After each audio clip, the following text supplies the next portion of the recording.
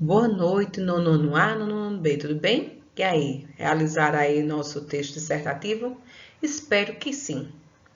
Dissertar, o que seria dissertar? Pesquisa aí um pouquinho, argumentativo, lembra aí um pouquinho. Aula 14 de redação, dia 22 de 5 de 2020. Espero que todos estejam bem. Vamos iniciar? Vamos lá, galerinha? Corre, corre, corre, pega o material. Oi, corre aí, pega a sua agenda, anota 22 de 5 de 2020, redação, produção de texto, AO, texto dissertativo, argumentativo. Vamos iniciar aí, já começa anotando aí no teu caderno. Pega teu caderno, corre, corre, corre de redação. O que é dissertar? É uma atividade do uso da linguagem oral e escrita, pela qual alguém expõe um problema e discute um tema. E desse tema vem o quê? Um debate de um assunto, e com esse debate você vem tecendo comentários, ó, você vem comentando, vai apresentando sua determinada opinião sobre aquele determinado assunto. Você vai ter que levantar aí ou pesquisar fatos, dados, informações, o propósito, defender um determinado ponto de vista. Ah, professor, não gosta de ler, não. Ah, professor, não gosta de assistir. Não está atualizado, não. Então, você vai ficar o quê? Perdido. Então, quem estuda, quem acompanha as notícias, quem vive sempre antenado, ligado, vai ter mais facilidade de redigir, ó, de produzir futuramente esse texto lá no Enem e o meu também. Mas aqueles que, professora, não vai ter como desenvolver, desenrolar esse texto argumentativo. Ó, pensa direitinho, acompanha mais os jornais, ler mais, leia, leia, leia, porque você só vai ter um bom texto se você produzir o quê? Boas ideias. Um texto dissertativo argumentativo tem como principais características a apresentação de um raciocínio e a defesa de um ponto de vista, ou o questionamento de uma determinada realidade. O autor se vale de argumentos, de fato, de dados que servirão para ajudar a justificar as ideias que ele irá desenvolver. As três características básicas de um texto dissertativo são apresentar um ponto de vista, uma discussão dos argumentos e a análise crítica do texto. Não se esqueça dessas dicas. É importante perceber que a realização desse processo de leitura e escrita constitui uma prática dissertativa, pois parte das perguntas que exigem necessariamente as respostas, que apresenta dois elementos essenciais na dissertação, o ponto de vista ou opinião, mais justificativa ou argumentos. Então, ponto de vista ou sua opinião, ou a justificativa ou argumento. Dissertar é debater um tema, apresentar e defender ideias a respeito de um assunto proposto como problema para ser discutido. Para você não esquecer mais nunca na sua vida, esquema de argumentação. Lembrando que você tem o quê? Título, tema e tese, mais ou menos 3 argumentinhos no primeiro parágrafo, daí você forma o quê? A introdução, o pontapé inicial do seu texto dissertativo. No segundo, no terceiro e no quarto parágrafo, você vai desenvolvendo os seus argumentos, não é isso? Então, você pode ter um parágrafo, 2 ou 3. Lembrando que observe bem as quantidades de linha que é solicitada no Enem e quando você for fazer algum teste, né? Você observa a quantidade de linhas que é solicitada para não se passar, nem de mais nem de menos. No quinto parágrafo, você retoma o tema lá em cima, ó, na introdução.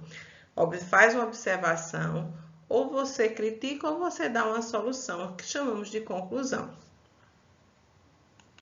O texto dissertativo ele é dividido em 3 partes: introdução, desenvolvimento e conclusão.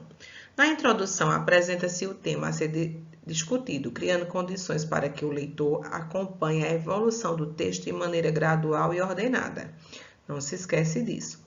Geralmente, aí na introdução vem o quê? A ideia principal, a temática e junto com os três argumentozinhos que você irá citar aí no desenvolvimento. Já no desenvolvimento, que é o segundo parágrafo do seu texto, a segunda parte, você expõe progressivamente o tema através de dados, de fatos, informações que vão alimentar argumentos usados para defender o ponto de vista do seu texto dissertativo. Lembrando, por isso que é importante você estar sempre antenado, ligado nas notícias.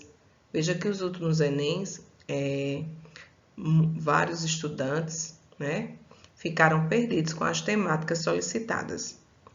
Já na conclusão, fecha a sequência de ideias e opiniões desenvolvida no corpo do texto, apresentando uma proposta de intervenção para a solução do problema discutido, né? Lembra que você vai dar uma solução do que você citou lá em cima na tese, lá na parte da introdução. Lembra que a tese é a ideia principal do seu texto. Cuidado com o que você vai colocar, certo? Tudo que você colocar na sua citação da introdução da tese, você tem que reafirmar no seu desenvolvimento. E no último parágrafo, ou você é a favor ou você é contra. Lembrando, ou você dá soluções. Cuidado para não se perder. Às vezes a gente cita no desenvolvimento uma ideia que não aceita, quando chega na conclusão diz que aceita, daí você se perdeu.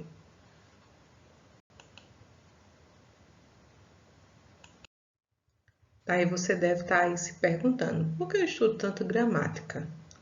A construção de um bom texto dissertativo argumentativo requer um domínio da gramática. Você, quando for realizar o Enem futuramente, você tem 5 competências. A principal competência, a número 1, é se você domina a gramática. Então, se você tem coesão, em outras palavras, você sabe utilizar a letra maiúscula, com acentuação, a concordância verbal, a concordância nominal, se você sabe colocar as conjunções, você sabe substituir um substantivo para não estar repetindo, se você sabe utilizar corretamente o pronome oblíquo para ser um complemento do verbo, todas essas regras que você tem, que você estuda, que você às vezes não acredita que não serve de nada, mas para a sua produção é um namoro. A gramática e a produção textual caminham junto, feito um casamento, ó, certo? Tá? E com esse casamento formam o que? A coerência. Então, a gramática com a coerência, ó, coesão, coerência, um elo de casamento. Se você escreve bem, com sentido perfeito. Não adianta escrever, ser entendido de todas as regras gramaticais, certo? E não desenvolver um bom texto. Os dois têm que caminhar, ó, juntinhos. Tanto as regras gramaticais, que é a coesão, quanto que o sentido do seu texto. Então, vamos lá. Você domina bem a gramática? Você tem que ter um conhecimento sobre o tema. Como eu disse anteriormente, imagine você pegar uma temática, né? Você pegar um tema e quando pensa que não, você não domina. Eu passei uma produção de texto para a sua residência falando sobre o quê? Porque eles bebem e dirigem. Vamos supor que vocês não soubessem falar sobre isso, né? Da lei seca, né? No trânsito. E você quando chega lá, eita, e agora? Por isso você tem que estar antenado, assistindo, observando, pesquisando, sempre estar informado das notícias atuais. É importante participar das atualidades, das aulas de geografia, de história, de artes, religião, todas as disciplinas de matemática são importantes. A compreensão da ideia sobre o tema é perfeito. A minha abordagem central, lembra? O foco central da problematização do tema. O tema é o recorte do assunto. Então, se você não sabe desenvolver a abordagem principal, né, esse recorte, que assunto eu vou falar sobre o quê? O assunto é o quê? O foco central. Então, se você não tem aí peguei a ideia. tudo perdido. Exposição das ideias, capacidade de síntese, posicionamento pessoal e desenvolver a argumentação. Como é importante. Veja, se você compreende a temática, você tem aí com clareza a ideia principal sobre a temática e você começa a desenvolver os seus argumentos, daí você vai ter uma redação 10. Agora, se você não compreendeu a temática, não entendeu a ideia principal, dá tudo errado, viu?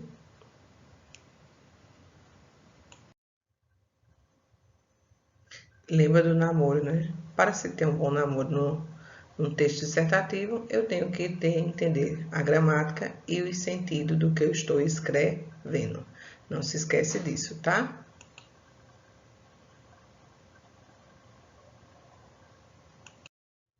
Preste atenção aí nessa tabelinha. A coesão versus coerência. Coesão, sentido de cada uma das frases dentro de um parágrafo. Então, você vai lembrar daquela história da pontuação, do período, né? A formação dos períodos e dos parágrafos da pontuação, como é importante para o sentido aí, né? Para dar coerência. Essa coerência é um entrelaçamento lógico entre as partes do texto, é o todo. Eu sempre digo em sala de aula que uma criança, para você analisar se uma criança ela compreende, ela tem coerência, quando você explica um exemplo. Maria, você sabe o que é uma casa? Você diz assim, tijolo, mora a família, é o meu lar, eu brinco, eu durmo, eu tenho que voltar para casa. Então, essa criança, Maria, tem o quê? Uma coerência. Mas se Maria diz casa, casa. O que é casa? Maria é casa. Então, Maria não tem a compreensão. Então, Maria não tem o quê? Uma lógica sobre o que eu estou perguntando, uma coerência. Então, a partir do momento que a criança escuta uma palavra e ela começa a dar significados e significantes, você avalia que ela o que compreendeu, ela teve o que um entrelaçamento de lógica entre as partes, entre as ideias. Veja aí, ó, fatores da coerência. Então, a coerência é a possibilidade de estabelecer um sentido para o texto, ou seja, é a compatibilidade entre as ideias e conceitos que permite ao leitor acompanhar e dar continuidade a um raciocínio em seu desenvolvimento. Então, dentro dessa coerência, você encontra alguns fatores da coerência. Primeiro fator, elementos linguísticos. Nesses elementos linguísticos, você vai avaliar principalmente as palavras usadas no texto, associar os conhecimentos, né, da sua memória. Funcionam como pistas da língua que ajudam você, leitor, a pescar o sentido pretendido pelo autor, a sua linha argumentativa, a sua linha de pensamento, vamos dizer assim. Né? E com essa linha de pensamento eu venho o campo surge o campo da semântica, né? Então, o que seria isso, professora? Preste atenção, ó. Semântica é quando, preste atenção nessas palavrinhas que estão em amarelo, ó. Congresso, parlamentares, ordenem, desculpa. Eles estão no mesmo campo que semântico. O que seria isso, professor? O mesmo campo semântico.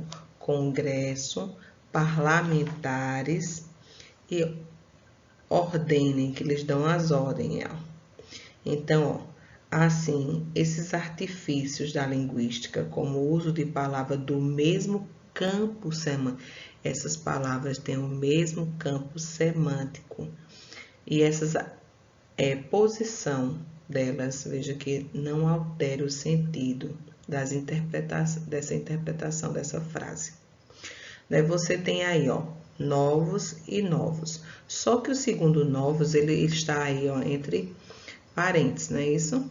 Que foi substituído pelo pronome relativo que.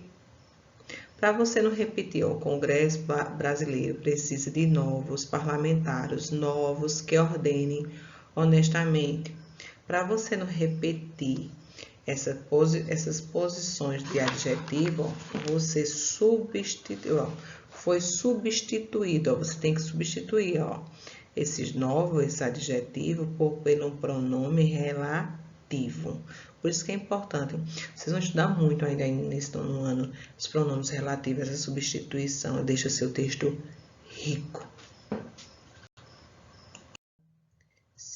O segundo fator é o conhecimento de mundo.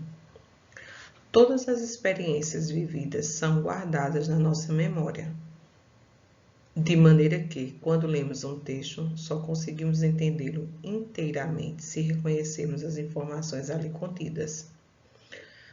É como se acionasse assim, estabelecesse uma relação. Eu já ouvi falar sobre esse tema, eu sei o que é isso aí, essa ideia principal aí.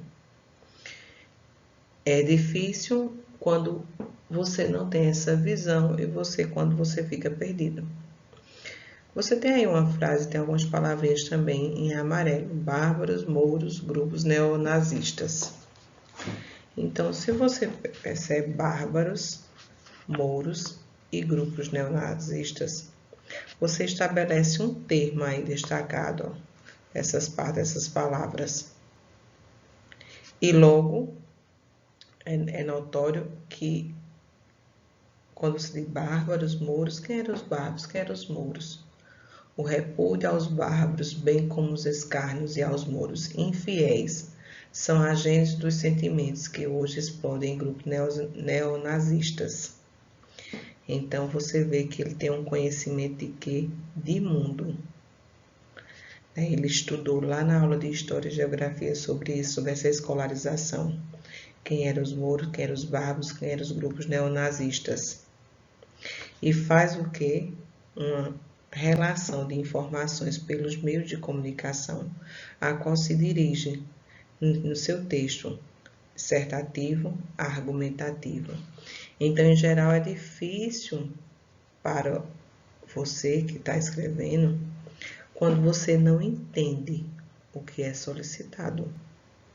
Então, todos têm que ter o que? Um conhecimento de mundo, de todas as experiências, tipo uma memória. Você tem uma memória aí mental.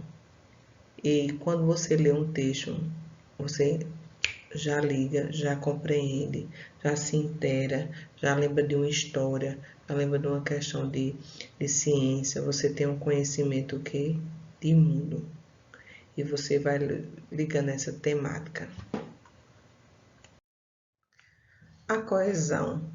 Frases curtas, parágrafos relacionados. Com relação a essas frases curtas, você tem que expressar, principalmente no texto dissertativo, a capacidade verbal com clareza. A partir do momento que você vai para a coerência, a relação das ideias entre si, você interpreta fatos, dados e informações. A partir desses fatos, dados e informações e dessas ideias verbalmente com clareza citadas, você organiza as suas ideias. Organizando as suas ideias surge os conceitos e as opiniões. A partir desse surgimento, você começa a relacionar esses acontecimentos históricos. Você vai formando aí, esses seus argumentos, essa sua organização mental para produzir um bom texto. Depois que você organiza, você seleciona e começa a articular, analisando diferentes perspectivas sobre esse tema. A partir daí, você tem o quê? Uma elaboração de hipóteses. E propondo, você vai avaliando, lembra lá da tese, a tese da introdução lá, e começa a defender seu ponto de vista, que é a ideia principal. Por isso, você, aluno, precisa traçar um projeto de texto. Você não pode começar, tem gente que começa simplesmente a escrever e dá certo, né? Beleza. Mas o rascunho é fundamental. Quando você tem um rascunho, que é o projeto do seu texto, você coloca a temática, a abordagem, o título, você rascunha seus argumentos para você iniciar a sua introdução. Aí sim, você planejou passo a passo Tudo que vai constar ali no seu texto dissertativo é normal essa construção, vai dar certo, arrumadinho. Agora, quando você faz sem planejamento, sei não se vai dar certo, não. Não sei se essa relação dessas informações vai o quê? Tem o quê? Uma lógica, né? Para você começar a escrever um texto, né, é necessário você realizar o quê? Um rascunho, um projeto, um planejamento do que será escrito.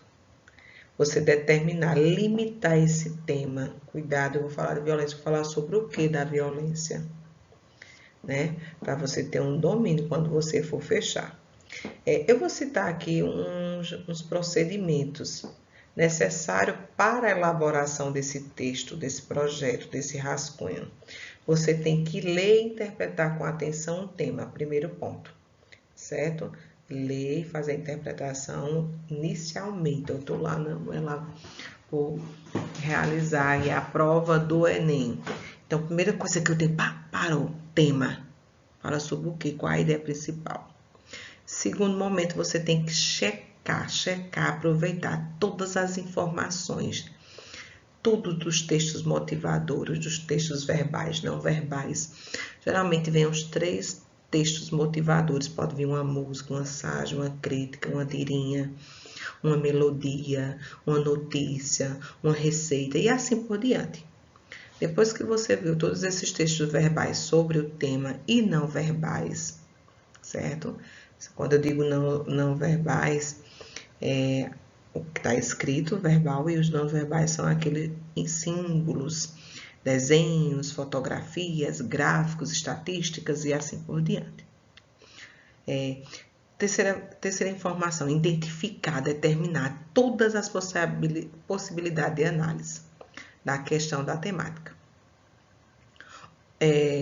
Quarta questão que você deve assim, epa, peraí, o que é isso aqui? Optar por uma análise de preferência.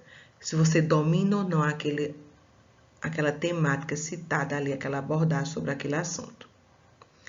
Sempre retornar as informações disponíveis lá nos textos motivadores, né? Que poderão ajudar você a desenvolver, a desenvolver bem direitinho, certo? E analisar tudo bem direitinho, os argumentos escolhidos. Depois que você fizer tudo isso, você vai o quê? Vai começar a fazer a integração. Vai começar a buscar suas informações, seus conhecimentos. Você vai fazer todo o armazenamento mental aí. Seu repertório cultural, a análise que pretende fazer.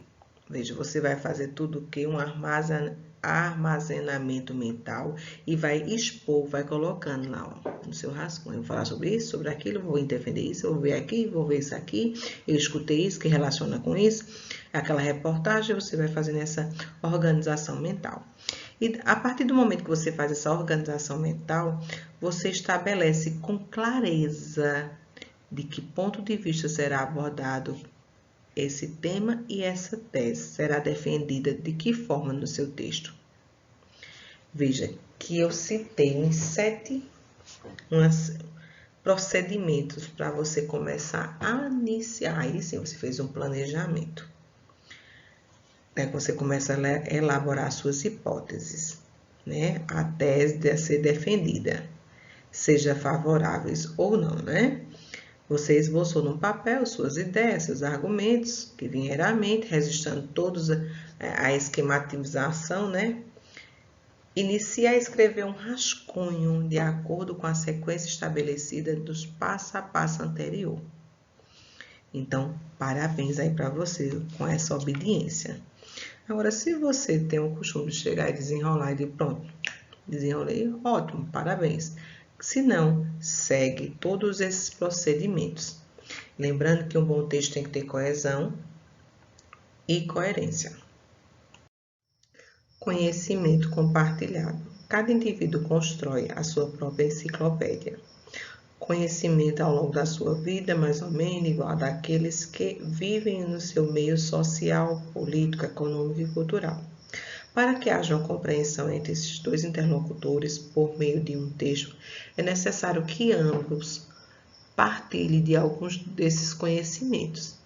É importante que o autor saiba equilibrar suas informações, equilibrar partilhadas com as informações novas, a fim de evitar que o texto se torne repetitivo e circule ou até mesmo incompreensível, se torne incompreensível.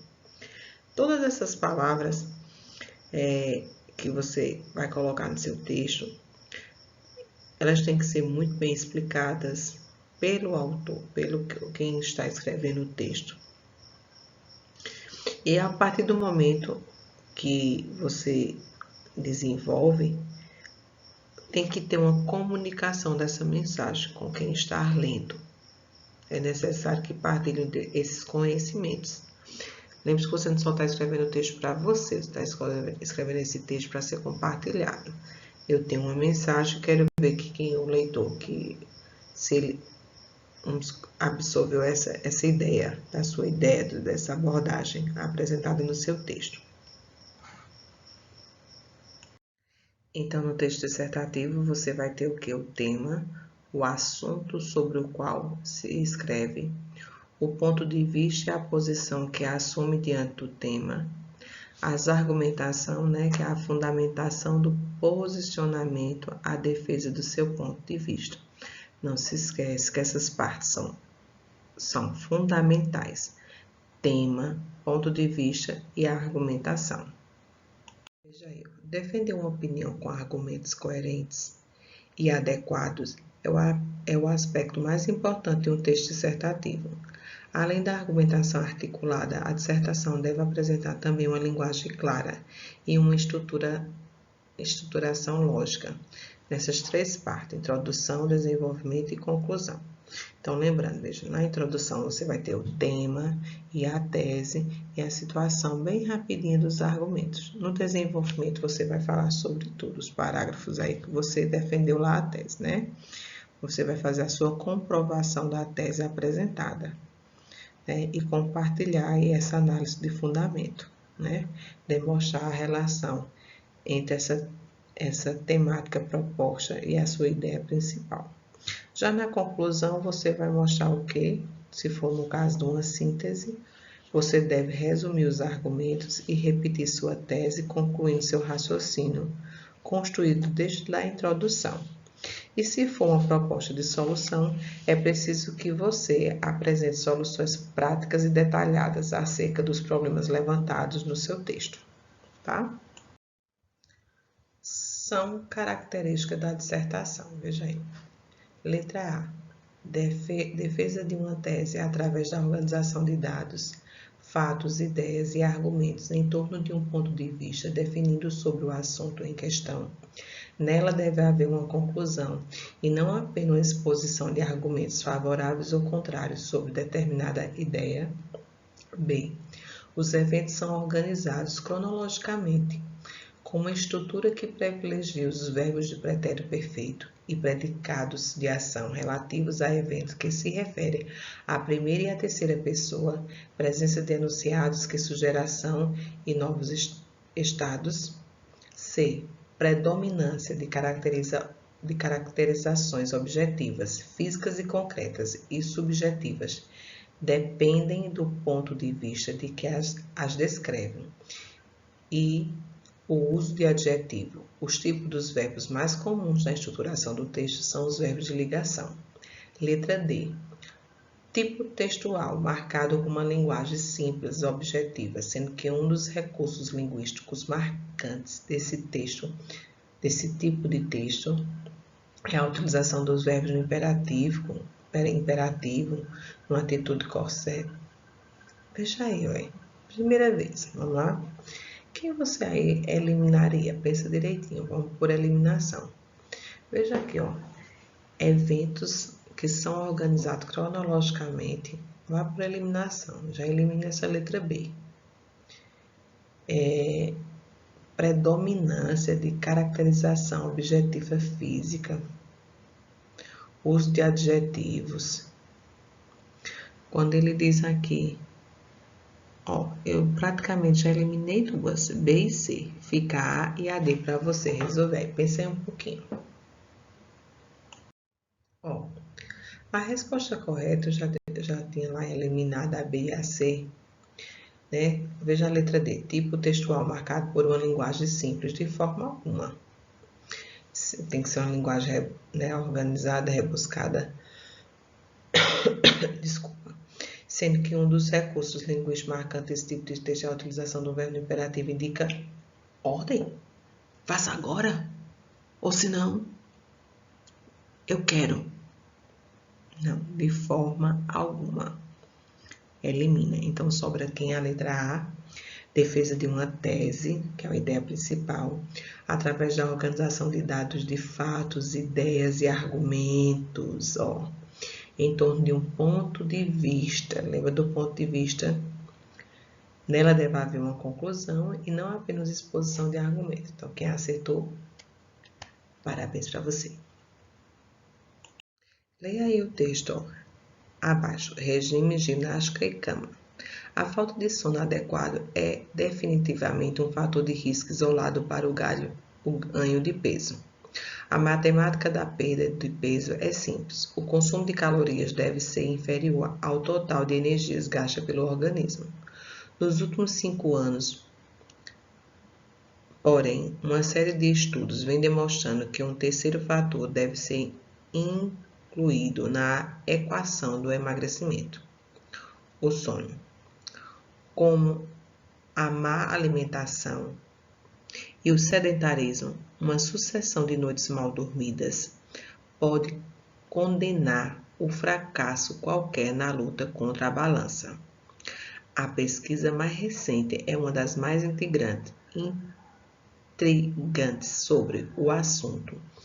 Foi publicada na revista científica americana, antes alguma coisa, medicina, conduzida por médicos da Universidade de Chicago.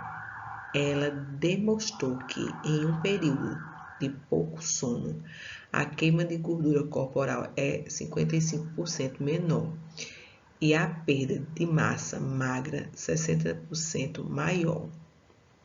Perder massa magra significa perder músculos. E isso é ruim, porque leva à desaceleração do metabolismo e faz com que a pessoa ganhe peso com mais facilidade, diz o endocrinologista Valmir Coutinho, presidente eleito da Associação Internacional para o Estudo da Obesidade. Em outras palavras, dormir pouco favorece o efeito sanfona, a grande questão de quem tenta se livrar dos quilinhos em excesso. Nesse texto, a ideia principal defendida pelo autor é que a falta de sono está relacionada ao ganho de peso. B. A má alimentação derruba a luta contra a balança. C. Perda de massa magra é maior com pouco sono. D. Perda de massa magra desacelera o metabolismo. Pensa aí direitinho. Para quem conseguiu acertar, seria a letra A. Quem conseguiu, é interessante que você acertou e você também criou uma habilidade de reconhecer a ideia central de um texto. Beleza? Porque a ideia central do texto, lembra-se que é a tese defendida. E aí, quem conseguiu produzir? Por que eles bebem e dirigem? Com base no tema proposto no texto acima, produz um texto argumentativo, aponta soluções para melhorar os problemas causados pelo trânsito em nosso país. Não esqueça que seu texto deverá conter a tese, o ponto de vista exposto no primeiro parágrafo e defendido nos demais parágrafos. O desenvolvimento, no qual deverá conter argumentos convincentes em defesa de seu ponto de vista e, finalmente, a conclusão. E aí, produziram? Irei dar a data da solicitação de envio, certo? Para a correção. E aí, vocês gostaram do texto de João Cabral de Melo Neto? Morte, Vida e Severina, da animação. Foi legal aí? Ó, qual seria o tema central de Morte, Vida Severina? Muitas pessoas vão pensar que é a seca, mas não é a seca, e sim a morte e a vida. A morte e a vida. Acredito que a maioria dos seus é a seca. Não é a seca, e sim a morte e a vida. Morte e Vida Severina, para quem não percebeu, é um ato de Natal. O poema é uma peça, é o nascimento de um menino. Eu pergunto a vocês, o que significa ter uma morte e vida severina? Pensa aí um pouquinho. Pensa aí, ó. O que significa ter morte e vida severina?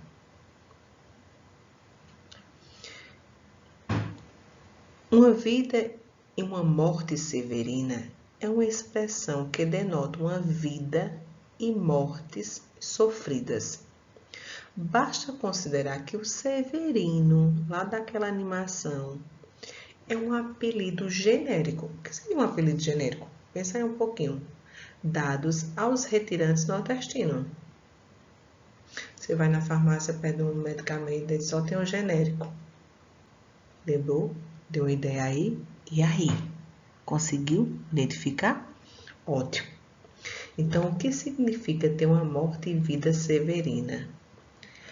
É a expressão, né, da vida, da morte sofrida, né? É um apelido genérico dado a todos os retirantes nordestinos. Eu poderia ser uma severina. Você aí poderia ser também um severino. Quando foi escrito esse poema, né? Essa peça, esse nascimento, essa morte e vida? Segundo a história, pesquisei aqui, foi em 1964 e entre 1965.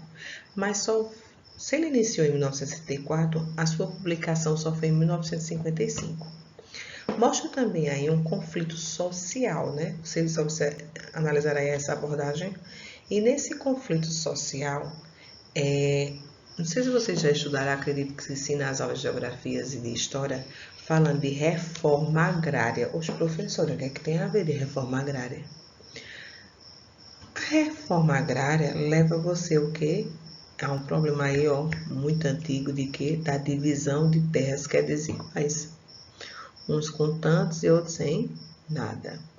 Então, o que seria a reforma agrária? É a intenção de efetuar a distribuição da terra para a realização de uma função social. Essa falta de distribuição de terra, né, aquela seca, andar uns com tanto, outros sem nada. Pergunta aí um pouquinho aos professores de vocês, tanto de geografia quanto de história, para se aprofundar um pouco sobre a reforma agrária. Eu também vou dar um toque a eles. Acredito que eles já comentaram com vocês e muitos de vocês já estão por dentro desse assunto.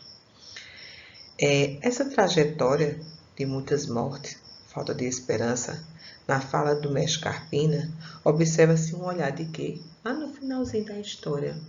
Um olhar de quê? Lá no finalzinho, de esperança. Opa, peraí, Severino. Não se acaba agora, não. Se acalme, meu amigo. Se acalme. Se acalme, que tudo na vida tem um jeito. Não se desespere. Não se desespere, não. Preste atenção um pouquinho. Que a esperança está aí. Na vida. Daquele nascimento daquele menino. Morte e Vida Severina. Texto dramático. Muito dramático. Compõe-se de apenas um ato, uma ação principal. O Alto de Natal, Morte e Vida Severina, possui uma estrutura dramática, uma peça de teatro. Severino, personagem principal, se transforma em adjetivos referindo-se à vida severina, à condição severina, à miséria. Subdividida em 18 cenas, a peça assume também características do poema narrativo de tradição popular nordestina. E se você parar um pouquinho para severino, é um substantivo próprio. É o nome dado ao retirante, protagonista da história. No entanto, a palavra severino é empregada com valor de adjetivo nas suas expressões morte e vida severina. Morte severina, vida severina.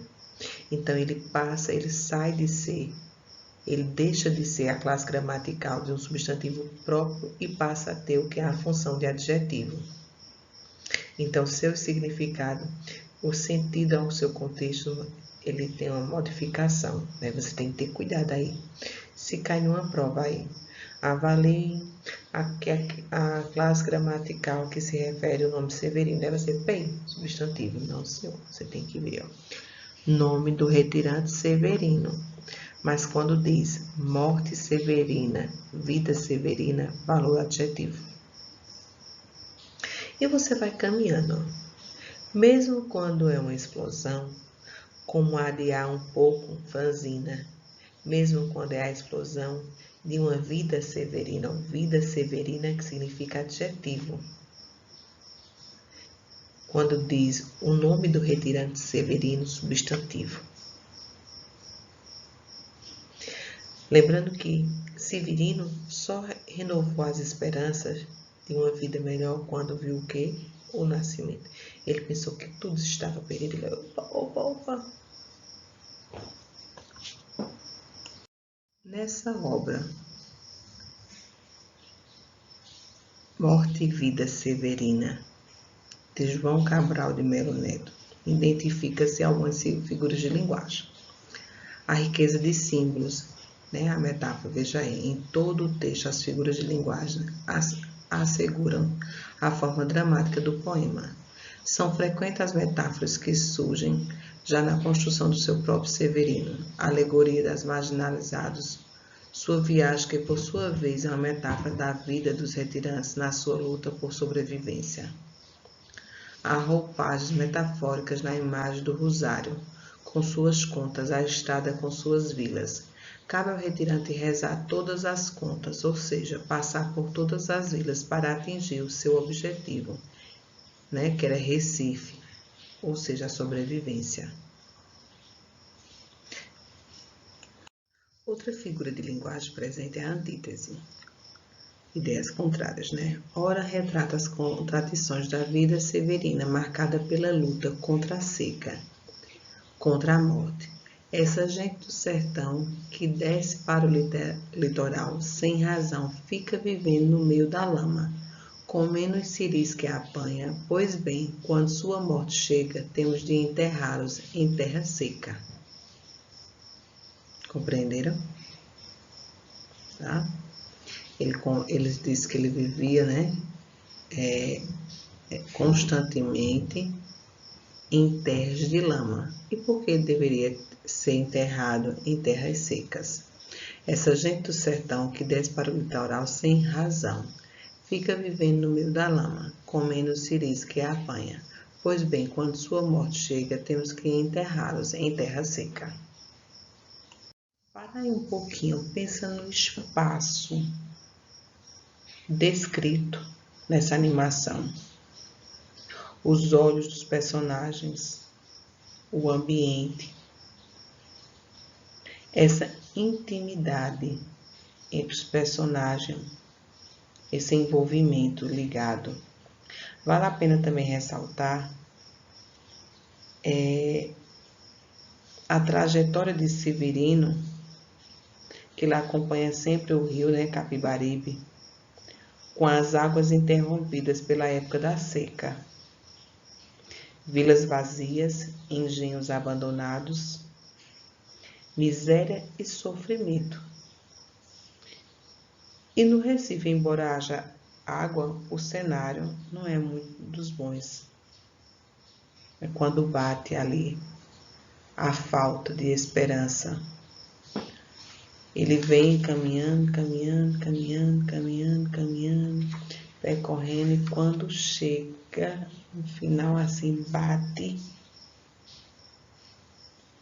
aquela, desilusão. O contexto da escrita de Morte e Vida Severina, geração 45, João Cabral de Melo Neto fez parte da geração de 45, a terceira fase modernista. Nessa geração, principalmente na poesia, é difícil encaixar os autores dentro de correntes literárias. Em um amplo espectro, é possível dizer que a poesia deixou de ser tão intimista, passando para um maior formalismo. A poesia de João Cabral de Melo Neto é exemplar. Engenheiro de formação, poeta encaixava palavras como um construtor que assenta tijolos. A sintaxe seca e os versos curtos são emblemáticos dos poemas de João Cabral. Se na poesia os temas são variados, na prosa parecem coexistir duas vertentes, uma intimista voltada para o fluxo de consciência, tendo Clarice Lispector como maior representante, e outra que aprofunda as questões da prosa regionalista dos anos 30, tendo como Guimarães Rosa como seu maior expoente. O fim da ditadura de Getúlio Vargas promoveu uma abertura social à geração de 45 e foi também engajado nos temas sociais e com grande envolvimento político. Mais uma semana chegando ao fim, gratidão pelos dias vencidos e fé para os dias que virão. Bom final de semana, que Deus abençoe vocês. Amém? Fica com Deus.